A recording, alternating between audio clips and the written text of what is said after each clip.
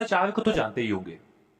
गुरु द्रोणाचार्य जो कि महाभारत के बहुत बड़े गुरु थे, पर सारे पांडवों के गुरु थे। इनके बारे में आज एक बहुत ही रोचक कहानी है कि टेस्ट ट्यूब बेबी इन्हें क्यों कहा जाता है। ये कहानी कुछ ऐसी है कि द्रोणाचार्य को भारत का पहले टेस्ट ट्यूब बेबी माना जा सकता है। यह कहानी भी काफी रोचक है। द्रोणाचार्य के पिता महर्षि भारद्वाज थे और उनकी माता एक अप्सरा थी। दरअसल एक शाम भारद्वाज शाम में गंगा नहाने गए और तभी उन्हें वहां एक अप्सरा नहाती हुई दिखाई दी। उसकी सुंदरता को देख ऋषि मंत्रमुग्ध हो गए और उनके शरीर से शुक्राणु निकला, जिसे ऋषि ने एक मिट्टी के बर्तन में जमा करके अंधेरे में रख दिया और इसी से द्रोणाचार्य का जन्म हुआ।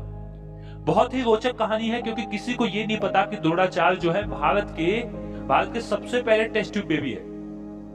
उन्होंने शुक्राणु को मटके में नहीं रखा होता तो द्रोणाचार्य का जन्म नहीं हुआ था। इसी से द्रोणाचार्य जी का जन्म हुआ। तो अब शायद आपको समझ में आ गया होगा कि द्रोणाचार्य को टेस्ट ट्यूब बेबी भारत का सबसे पहला वाला क्यों कहते हैं।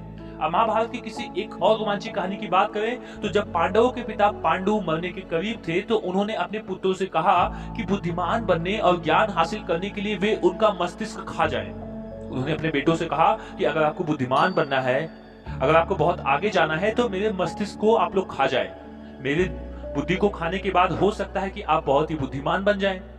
लेकिन केवल सहदेव ने उनकी इच्छा पूरी की और उनके मस्तिष्क को खा लिया और पहली बार खाने पर उसे दुनिया में हो चुकी चीजों के बारे में जानकारी मिली। दूसरी बार खाने पर उसने वर्तमान में घट रही चीजों के बारे में जाना और तीसरी बार खाने पर उसे भविष्य में क्या होने वाला है इसकी जानकारी मिली।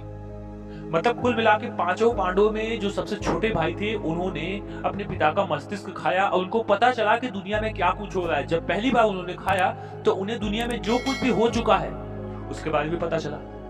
दूसरी बार उन्होंने जब उनका मस्तिष्क खाया तो उन्हें वर्तमान में क्या घट रहा है वो पता चला और तीसरी बार जब खाया तो भविष्य में क्या होने वाला है उसके बारे में पता चला, जो कि बहुत ही बड़ी बुद्धिमत्ता का प्रतीक है। आज के समय में हम भविष्य की केवल कल्पना कर सकते हैं और भूतकाल को केवल याद कर सकते हैं और वर्तमान को हम जीते हैं जिसे हम याद ही नहीं करते। हम बस जीते जाते हैं और बाद में हम उसको भूतकाल समझ के केवल याद करते हैं। लेकिन इन्होंने अपने पिता पांडु का मस्तिष्क खाया और इनको तीनों विधाओं का, तीनों समय का संपूर्ण ज्ञान हुआ। इनको समझ में आ गया कि क्या कुछ कैसे है, भूत में क्या हुआ था, भविष्य में क्या होने वाला है, वर्तमान में क्या चल रहा है, सारी बातें इनको पता चली। ये दोनों कहानी महाभारत से ली गई है जो कि बहुत ही रोमांचक कहानी है, बहुत ही ज्ञान भरी कहानी थी। दोनों कहानी से आपको कुछ न कुछ सीख जरूर मिली होगी। आप डिस्क्रिप्शन में जाके चेक करिएगा, आपके लिए कुछ इंपॉर्टेंट चीजें मिल जाए, आप जरूर जाके देखिएगा। So thank you for much.